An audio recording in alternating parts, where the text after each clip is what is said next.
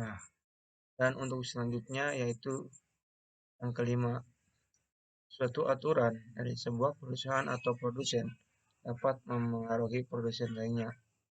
Maksudnya, adanya pengaruh terhadap perusahaan lain yang disebabkan karena kebijakan produsen utama menjadi ciri-ciri oligopoli.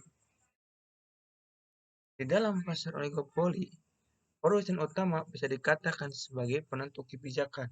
Sederhananya, jika produsen utama menentukan harga suatu produk, maka produsen lainnya akan mengikuti harga yang sudah dibuat oleh produsen utama. Bukan hanya dari harganya saja, tetapi perubahan fungsi dari suatu produk juga bisa memengaruhi produsen lainnya. Oleh karena itu, di dalam pasar oligopoli, para produsen biasa harus memiliki persiapan yang matang untuk mengikuti perubahan suatu kebijakan yang berasal dari produsen utama. Maksudnya,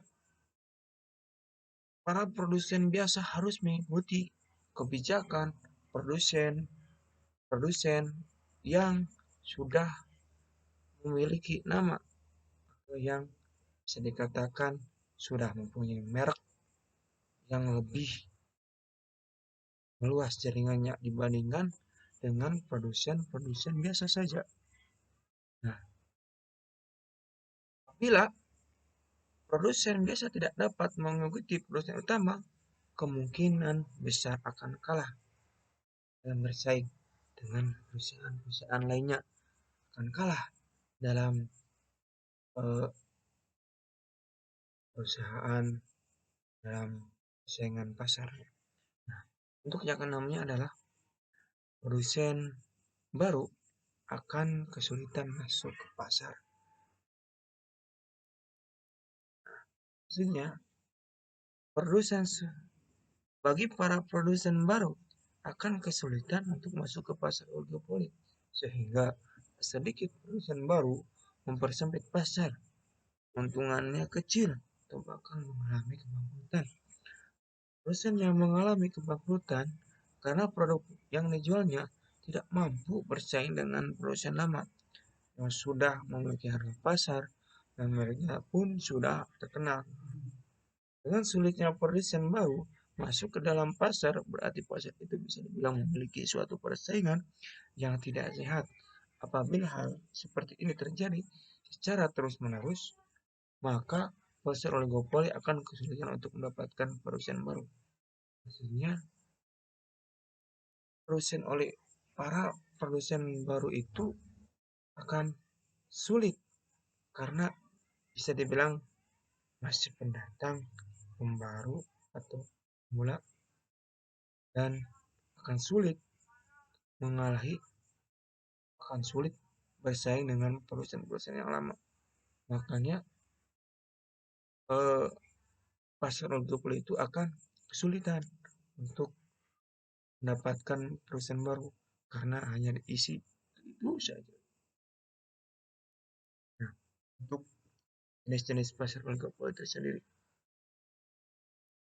pertama ada pasar oligopoli murni, yang kedua ada pasar oligopoli terdiferensiasi, ketiga ada pasar oligopoli non kolusi, dan yang keempat ada pasar oligopoli kolusi.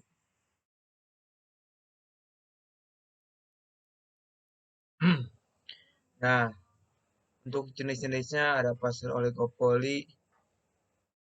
Yang pertama akan dijelaskan yaitu pasar oligopoli murni adalah pasar yang hanya menjual satu barang saja, meskipun hanya satu barang saja, tapi dari barangnya cukup banyak. Sementara itu, harga dari barang satu dengan barang lainnya hampir sama. Pada pasar oligopoli jenis ini, hampir setiap kebijakannya dipengaruhi oleh produsen utama. Itulah mengapa pasar oligopoli jenis ini dinamakan pasar oligopoli murni. Bisa dikatakan tanpa tercampur berbagai macam kebijakan dari luar perusahaan. Nah, untuk yang kedua, pasar oligopoli terdiferensiasi. Nah, sama halnya dengan pasar oligopoli murni, namun pada pasar oligopoli terdiferensiasi ini, harga pada satu jenis barang itu tidak sama dengan harga produsen atau perusahaan lainnya. Kalau pasar oligopoli murni itu sama, sementara pasar oligopoli terdiferensiasi itu beda.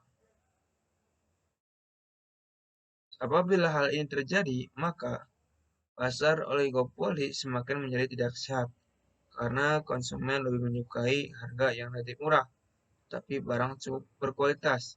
Nah, untuk pasar oligopoli terdiferensiasi ini,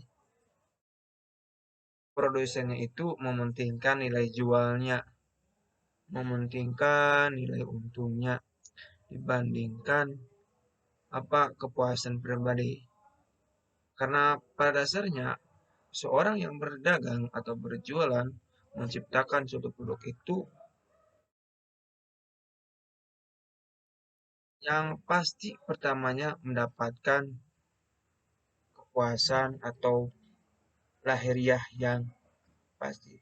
Namun apabila seorang menjual barang sesuai kehendaknya, ingin barang tersebut mahal dan mengambil keuntungan pribadi,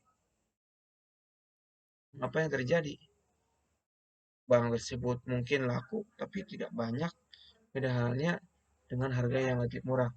Meskipun murah, jika kita pikir, jika dikali-kalikan dan dijumlahkan, yang dari kecil lama-lama menjadi bukit.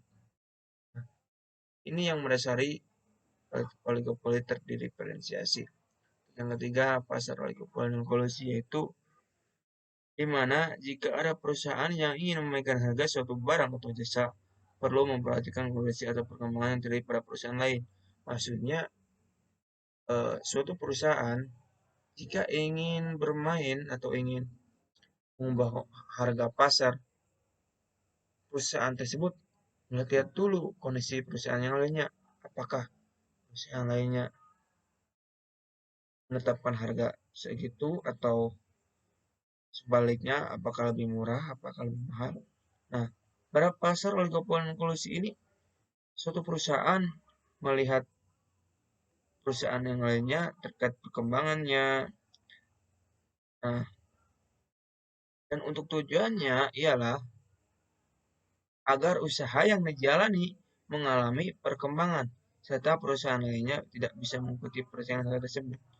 Semisal, yang lainnya harganya mahal, dia memberanikan diri mengambil keputusan yang beresiko dengan cara menurunkan harga yang lebih murah. Nah, itu. Yang keempatnya, pasar oligopoli kolusi. Itu pasar yang dimana hampir setiap produsen atau perusahaan melakukan kerjasama. Biasanya langkah kerjasama ini dilakukan pada saat ingin menaikkan harga. Nah, untuk sekarang masih memang banyak banget ya dari minyak ya. Pada saat ini, ampun ya, banyak banget dari harga-harganya yang tadinya murah, sekarang karena ada makar-makar, mungkin saling bersatu padu seperti ini pasar oligopoli sang ada makar yang menimbun dan kemudian dikala harganya udah naik sama-sama mengeluarkan. Nah, itu juga termasuk pasar oligopoli kolusi. Karena di sini sudah dijelaskan langkah kerjasama ini dilakukan pada saat ingin menaikkan harga dari satu produk jasa. Hal seperti ini akan melihat bahwa persaingan dari perusahaan satu dengan perusahaan yang lainnya tidak begitu jauh. Padahal mah itu persaingan. Cuman dengan cara tersebut, perusahaan-perusahaan yang bekerjasama akan mempunyai keuntungan tersendiri. Nah, untuk kesimpulannya, pada dasarnya, oligopoli memang suatu persaingan yang tidak sempurna. Sehingga, bagi para produsen baru akan sulit untuk masuk ke pasar oligopoli ini. Namun, di sisi lain, dalam mempertahankan perusahaan yang berada di dalam pasar oligopoli sangat tidak mudah karena dibutuhkan